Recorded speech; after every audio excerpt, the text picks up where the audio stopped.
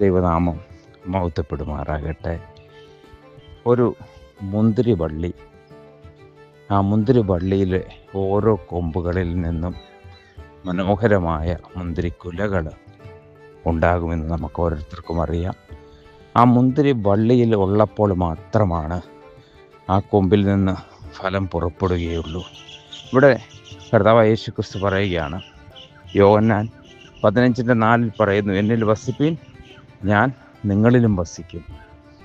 കൊമ്പിന് മുന്തിരിവള്ളിയിൽ വസിച്ചിട്ടല്ലാതെ സ്വയമായി കായ്പാൻ കഴിയാത്തതുപോലെ എന്നിൽ വസിച്ചിട്ടല്ലാതെ നിങ്ങൾക്ക് കഴിയുകയില്ല.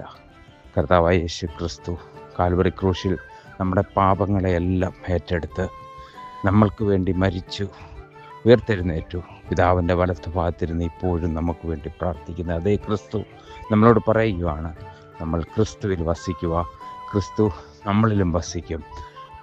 ആ മുന്തിരിവള്ളിയായ യേശു ക്രിസ്തുവിൽ വസിക്കുമ്പോഴാണ് കൊമ്പുകളാകുന്ന നമ്മളിൽ നിന്ന് ദൈവം ഉദ്ദേശിക്കുന്ന ഫലം പുറപ്പെടുവിക്കാനായിട്ട് സാധിക്കത്തുള്ളൂ.